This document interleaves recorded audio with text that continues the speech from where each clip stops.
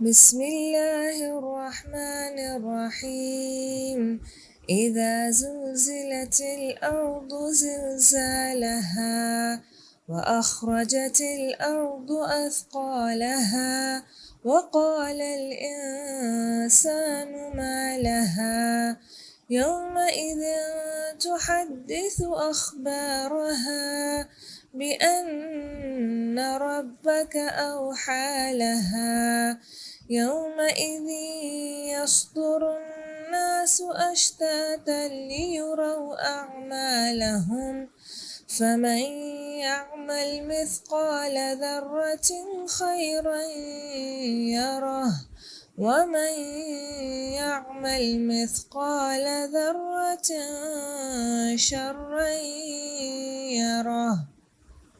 بسم اللہ الرحمن الرحیم۔ سورہ زلزال۔ اذا زلزلت الارض، زلزالہ ہے جب ہلا ڈالے زمین کو، زلزالہ اس کے ایک ہی دم زلزلے سے۔ اللہ اکبر کبیرہ۔ واخرجت الارض، اور نکل کر باہر آ جائیں گے، پھینک دے گی الارض زمین، اسقالہ اپنے اندر کے بوجھوں کو نکال کر باہر پھینک دے گی۔ وقال الانسان ما لہا، اور کہے گا انسان اس کو کیا ہو گیا، یعنی زمین کو کیا ہو گیا۔ اللہ اکبر کبیرہ۔ یومئذ، اس دن کیا ہوگا، تحدث اخبارہا، زمین اپنی خبریں پیش کر دے گی۔ بِأَنَّ رَبَّكَ هُوَ أَعْلَىٰ، اس لیے کہ تیرے رب نے حکم بھیجا ہے اس کو اسی بات کا۔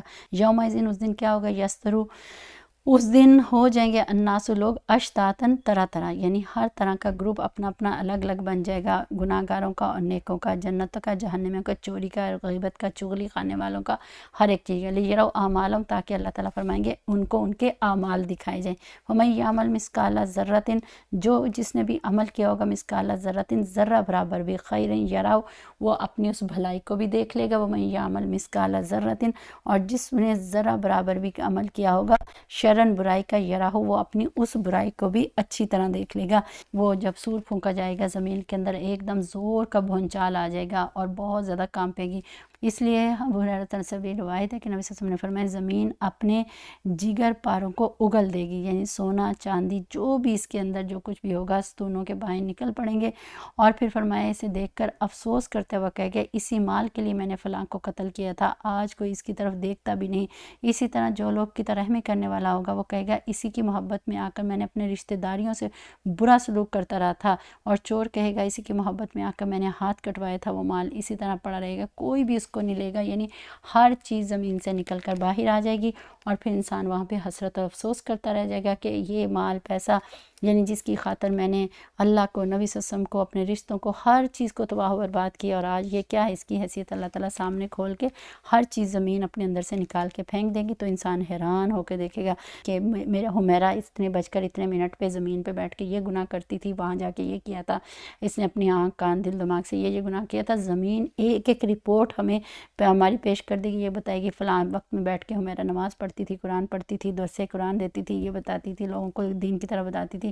زمین نے یہ بتائے گی فلانے نے چوری کی تھی، فلانے نے خون بہایا تھا، فلانے نے گناہ کیا تھا، فلانے نے حرام پہ انویسٹمنٹ کی تھی، فلانے نے یہ کیا تھا، ہر چیز زمین جو ہے کھول کھول کر بتا دے گی۔ بِأَنَّ رَبَّكَ هُوَ أَعْلَىٰ، اس لیے کہ تیرے رب نے حکم بھیجا ہے اس کو اسی بات کا، یعنی کوئی چھوٹی سے چھوٹی چیز بھی اللہ تبارک و تعالیٰ کے پاس چھپی ہوئی نہیں گی، زمین ہر چیز کو کھول دے گی اور انسان کے سامنے ساری کی ساری چیزیں سامنے پیش کر دی جائیں گی۔ اور پھر فرمایا کہ انسان کے سامنے زمین تو کیا، انسان کا اپنا جسم ہی اس کے خلاف گواہی دینا شروع ہوگا۔ اور اس لیے فرمایا کہ حدیث مبارکہ میں آتا ہے کہ تھوڑی بھلائی کو بھی تم حقیر نہ سمجھو، چاہے اتنا ہی کہ اپنے کسی بھائی سے مسکراتے چہرے کے ساتھ، کھلے چہرے کے ساتھ ہی اگر تم ملتے ہو تو وہ بھی بہت بڑی نیکی ہے، تو اس کو یہ نہ سمجھو کہ یہ کوئی کام نہیں ہے۔ راستے سے کسی ضرورت مند کی تکلیف کو دور کر دینا، پتھر اٹھا دینا، وہ بھی بہت بڑی نیکی ہے، اور اگر کسی کو مسکرا کے دیکھ لیتے ہو، کوئی غصہ آیا مسکرا کے دیکھ لیں تو سبحان اللہ یہ بہت بڑی نیکی ہے۔